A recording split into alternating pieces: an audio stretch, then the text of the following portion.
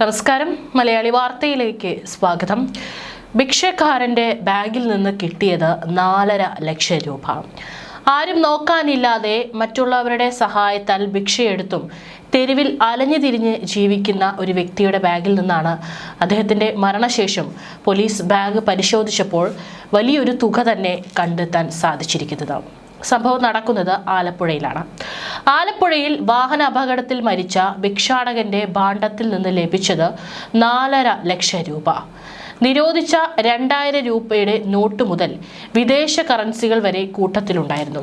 ഇതിന്റെ ഞെട്ടലാണ് പോലീസും.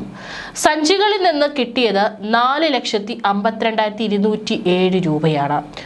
ആലപ്പുഴ ചാരുമൂട് പരിസര പ്രദേശത്ത് ചുറ്റിത്തിരിഞ്ഞു നടന്ന ഭിക്ഷാടകന്റെ ഭാണ്ഡത്തിൽ നിന്നാണ് പണം കണ്ടെത്തിയത്. തിങ്കളാഴ്ച രാത്രിയാണ് ഭിക്ഷാടകന് വാഹനാപകടത്തിൽ പരിക്കേറ്റത്. ഈ ചാരുമൂട്ടിലും പരിസരങ്ങളിലായിട്ടാണ് സാധാരണ ഇയാൾ ഭിക്ഷാടനം നടത്തി വന്നിരുന്നത്. ആ ഒരു സമയത്താണ് വൈകുന്നേരത്തോടു കൂടിയിട്ട് ഇയാൾ അപകടത്തിൽപ്പെടുന്നത്. പിന്നീട് അവിടെ ഓടിക്കൂടിയ നാട്ടുകാർ തന്നെയാണ് ഈ ഭിക്ഷാടകനെ ആശുപത്രിയിൽ എത്തിച്ചത്. പക്ഷേ ആശുപത്രിയിൽ നിന്ന് ആരോടും പറയാതെ ഇയാൾ ഇറങ്ങി പോവുകയായിരുന്നു. പിന്നീട് ചൊവ്വാഴ്ച രാവിലെയാണ് ഇയാളെ പ്രദേശത്തെ കടത്തണ്ണയിൽ മരിച്ച നിലയിൽ കണ്ടെത്തിയത്. മൃതദേഹം വണ്ടാനം മെഡിക്കൽ കോളേജിലേക്ക് മാറ്റിയ ശേഷം സമീപത്തുണ്ടായിരുന്ന ഭാണ്ഡം നൂറനാട് പോലീസ് സ്റ്റേഷനിലേക്ക് കൊണ്ടുവന്നു.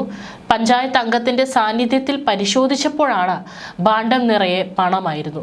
ഭിക്ഷയെടുത്ത് ലഭിച്ച പണമായിരിക്കണം ഇത്തരത്തിൽ ഇയാൾ സ്വരൂപിച്ച് വെച്ചിരുന്നത്. പക്ഷേ ആ ഒരു ഭാണ്ഡം കണ്ടു കഴിഞ്ഞാൽ ഇത്രയും തുക അതിലുണ്ടായിരുന്നുവെന്ന് ഒരാൾക്കും തോന്നുകയില്ലായിരുന്നു. SI രാജേന്ദ്രൻ, ASI രാധാകൃഷ്ണൻ ആചാരി, CPO മണിലാൽ എന്നിവരും പഞ്ചായത്ത് അംഗവും പൊതുപ്രവർത്തകരായ അരവിന്ദാക്ഷനും ചേർന്നാണ് നോട്ടുകൾ തരംതിരിച്ച് എണ്ണത്തിട്ടപ്പെടുത്തിയത്. പ്ലാസ്റ്റിക് കണ്ടെയ്നറിലാണ് പണം സൂക്ഷിച്ചിരുന്നത്. അനിൽ കിഷോർ തൈപ്പറമ്പിൽ കായംകുളം എന്നാണ് ഭിക്ഷാടകൻ ആശുപത്രിയിൽ നൽകിയ മേൽവിലാസം. ഈ മേൽവിലാസം ശരിയാണോ? ഈ മേൽവിലാസത്തിൽ മറ്റാരെങ്കിലും ഉണ്ടോ? അല്ലെങ്കിൽ ഇത് ഇയാളുടെ യഥാർത്ഥ വീട് വല്ലതും ആണോ എന്നുള്ള കാര്യങ്ങളൊക്കെ തന്നെ ഇനി വ്യക്തത വരേണ്ടതുണ്ട്. പണം പോലീസ് കോടതിക്ക് കൈമാറും. 2012 നോട്ടും സൗദി റിയാലും കൂട്ടത്തിലുണ്ടായിരുന്നു. 5 പ്ലാസ്റ്റിക് ടിന്നുകളിലായി നോട്ടുകൾ അടുക്കി സെല്ലോ ടേപ്പ് ഒട്ടിച്ചാണ് സഞ്ചിയിൽ സൂക്ഷിച്ചിരുന്നത്.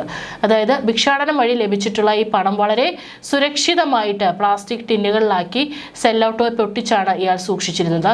ബന്ധുക്കൾ ആരും ഇതുവരെ എത്തിയിട്ടില്ലെന്നും പണം കോടതിയിൽ ഹാജരാക്കുമെന്നും നൂറനാട് ഇൻസ്പെക്ടർ S ശ്രീകുമാർ പറഞ്ഞിട്ടുണ്ട്.